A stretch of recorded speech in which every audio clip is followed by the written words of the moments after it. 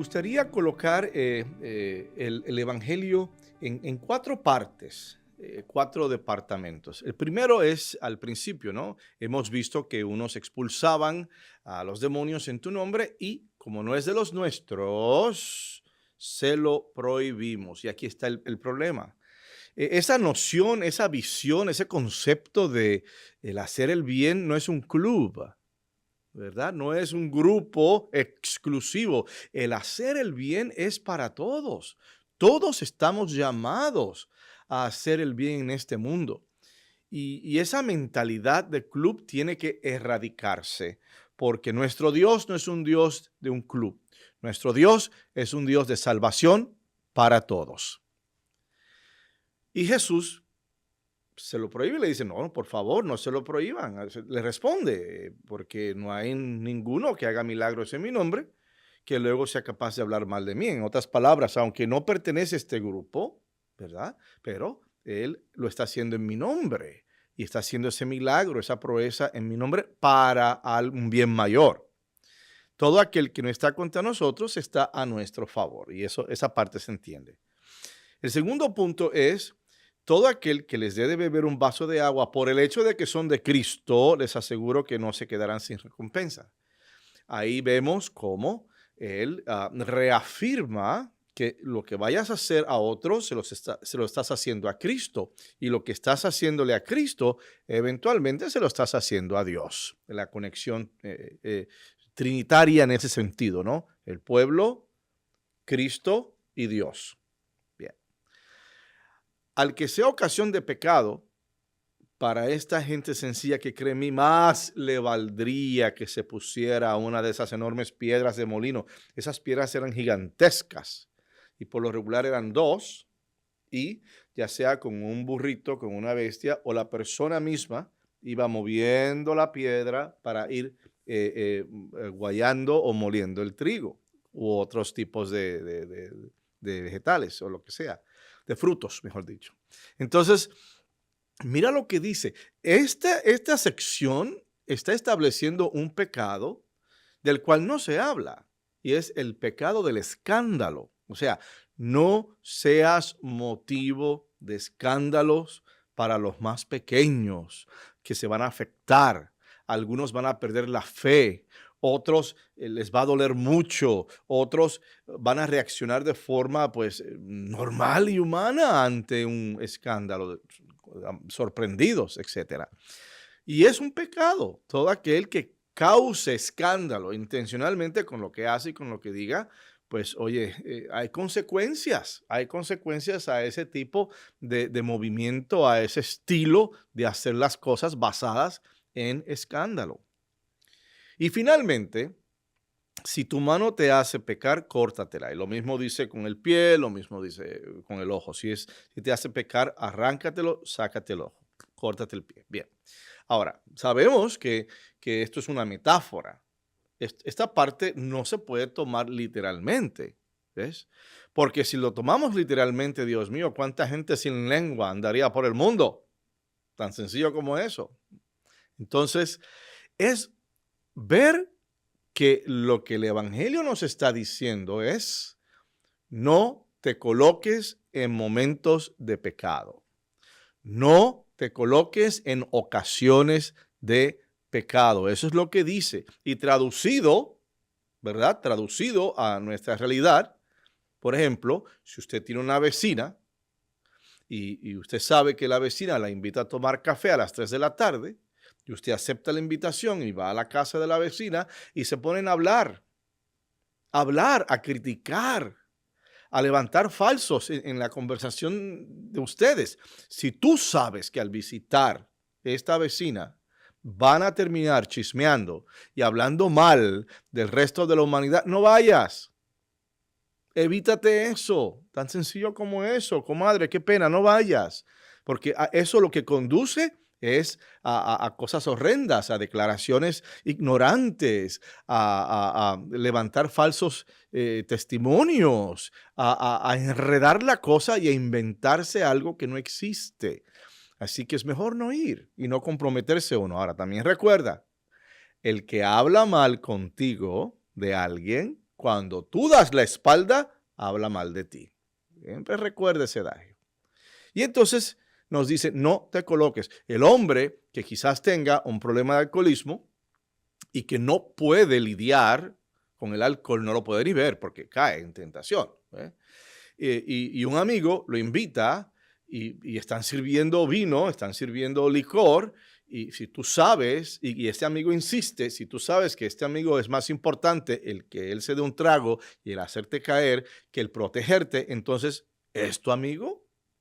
¿Qué estamos hablando aquí? O sea, no te coloques en ocasiones de pecado, no permitas que eso suceda, no bajes la guardia. Y de ahí que vemos en el Evangelio, pues un llamado a ir más allá de simplemente nuestra caja, nuestro espacio. El pequeño pedazo de la tierra o de la ciudad de Jerusalén ha sido muy importante para religiones monoteístas, las más importantes que son el judaísmo, el islam y el cristianismo. Y esta tierra santa y enigmática que llamamos ha enmarcado ese judaísmo, el islam y el cristianismo en un espacio no mayor que el centro de Chicago. Las tres tradiciones miran hacia esta gloriosa ciudad de Jerusalén.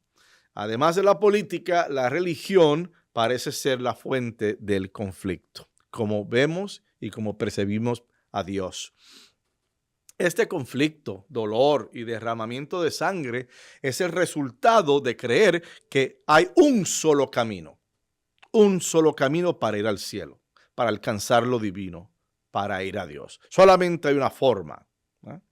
Recordemos que Jesús decía, en la casa de mi Padre hay muchas mansiones.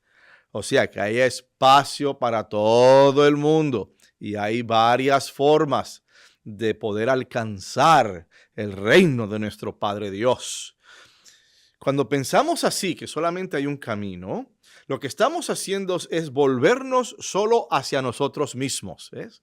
Tienes que ser parte de mi club, parte de mi grupito. Y negar que Dios pueda hacer cosas maravillosas hasta fuera de nuestra tradición religiosa. Eso es posible. Dios es más grande que cualquier cosa que podamos imaginar. Y no lo podemos limitar a simplemente una expresión o una realidad. No debemos limitar el poder de Dios. Olvidamos que una acción puede ser buena e inclusive piadosa sin que necesariamente la haya realizado alguien que pertenezca a nuestra religión. Eso es posible.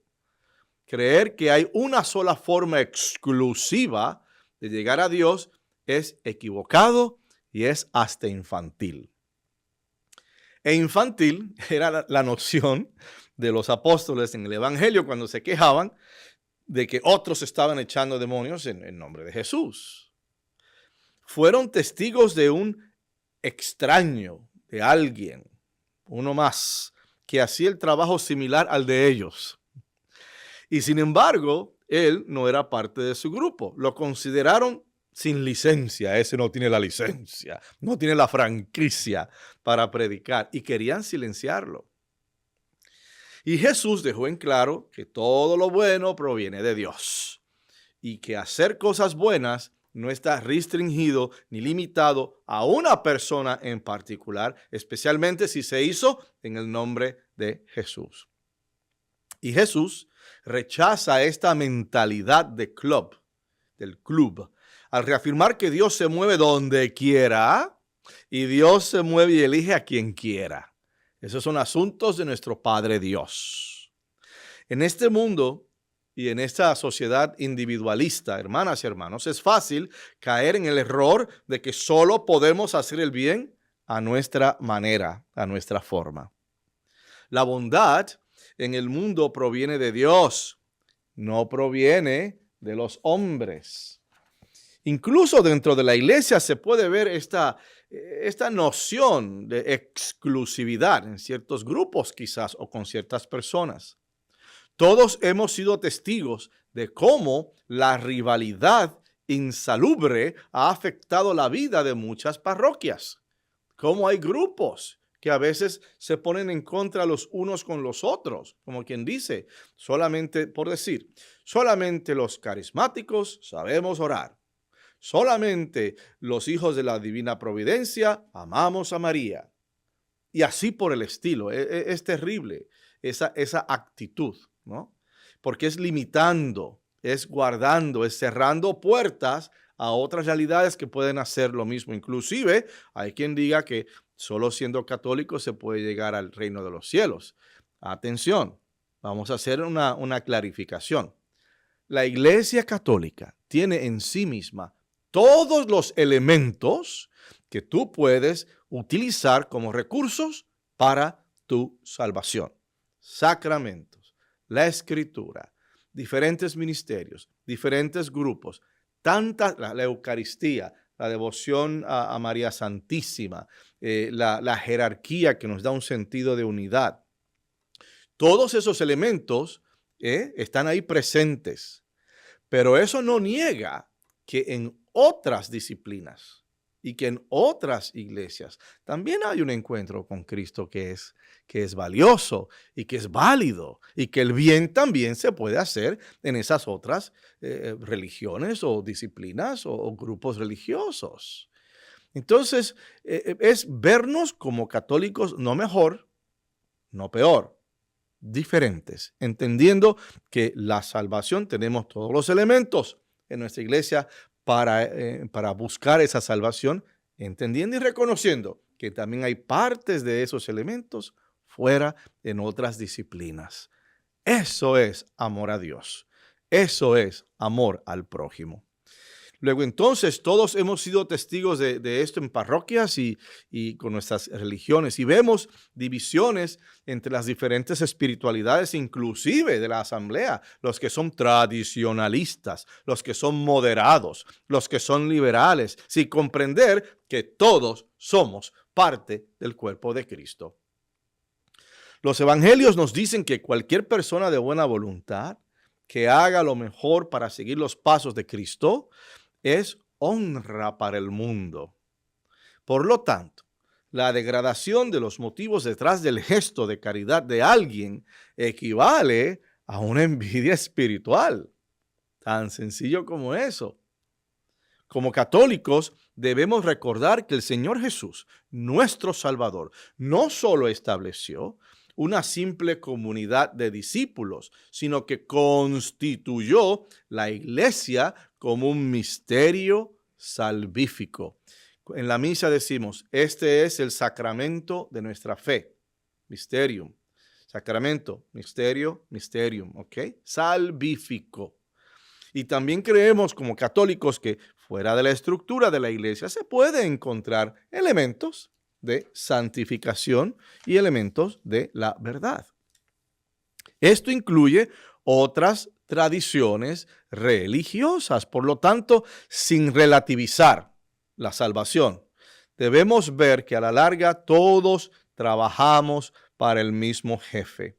Y no podemos relativizar la salvación y no podemos relativizar nuestra fe. Hay personas que dicen, nada más con que yo crea, basta. O sea, yo no sé lo que eso significa, nada más lo que yo crea, porque yo puedo creer en 20,000 cosas y algunas de ellas equivocadas.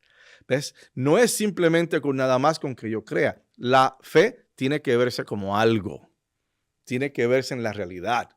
Tiene que verse en la vida de uno. Y no es simplemente hablar, sino hacer, hablar y hacer, hablar y hacer. Entonces, es ver que estamos trabajando para el mismo jefe al final del día. Al final de los tiempos, todos nos vamos a presentar a ese Dios glorioso. Que Dios nos permita ver que no estamos trabajando unos contra otros, a pesar de nuestras tradiciones religiosas, sino con Él. ¿Dónde está la bondad? Puedes preguntar. La bondad es donde la damos y la bondad es donde la encontramos.